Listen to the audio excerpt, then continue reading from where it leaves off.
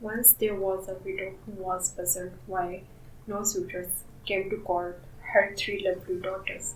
One day, a very old woman who was known to understand such goings on came to the widow's house. The widow offered the old woman tea and sweets and asked her why no suitors came to call.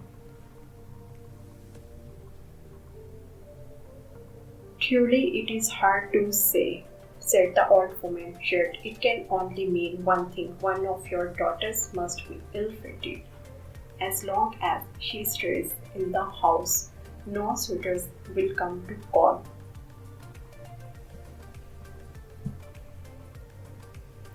The widow gasped, that cannot be. Then she said in barely a whisper, which one? That I cannot tell you, said the old woman. But you can be sure of this. The one who sleeps on both of her hands is the one who is ill fated.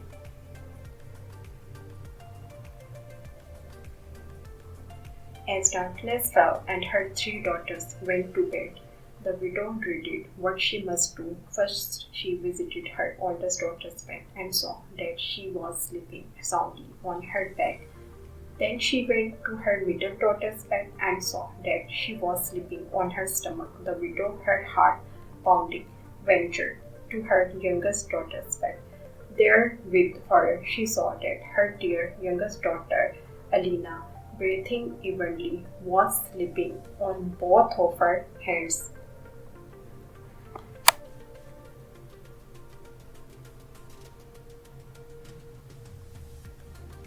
The widow felt weak. She sat on the bedside and wept silently. Her tears fell on Alina's hand and the girl awakened.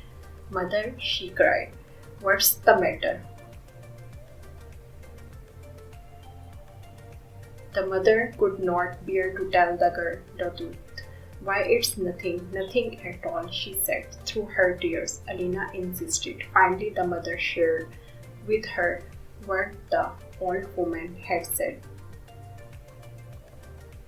Then I must go, said the girl firmly. Her mother protested, saying what the old woman had said was probably nothing at all. But no matter what the mother said, the girl continued to pack. At last, saying she could not stop her daughter from leaving, the mother packed for her a large basket of food and kissed her on the cheek.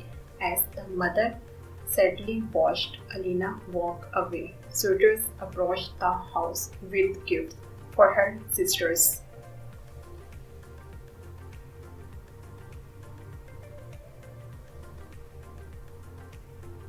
Alina traveled far and wide. Always she got a job, but always the job ended in disaster because of her ill fate.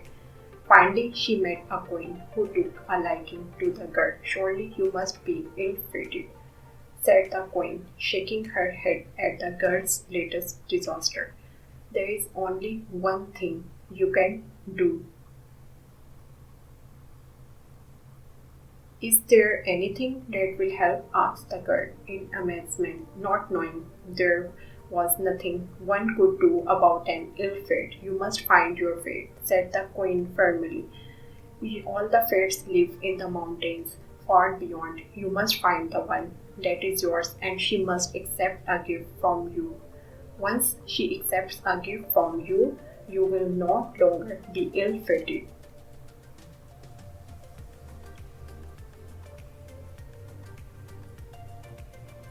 With hope, Alina left for the distant mountains. After a long journey, she arrived at the one where all the fairies of the world lived. Some of the fairies were lovely to look at, others as hideous as could be. Are you my fate? Alina asked each one in turn. Some politely smiled, no others scoffed and laughed at her. She went on, one after another.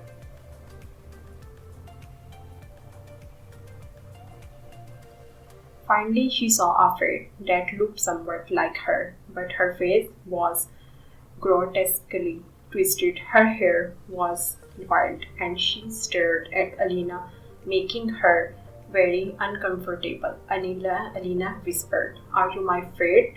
frightened to know what must be true.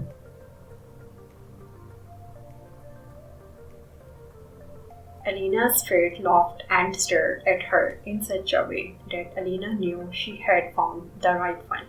Alina offered her some bread, but the creature cursed her and threw handfuls of dirt in her face.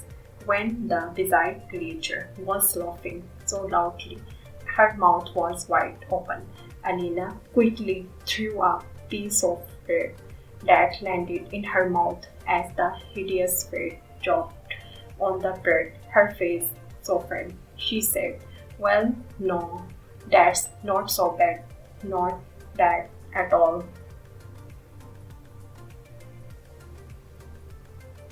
Alina's fate threw her a silk ball. She told the girl that if anyone wanted the silk thread, she must demand its weight in gold. Then she abruptly turned around and left.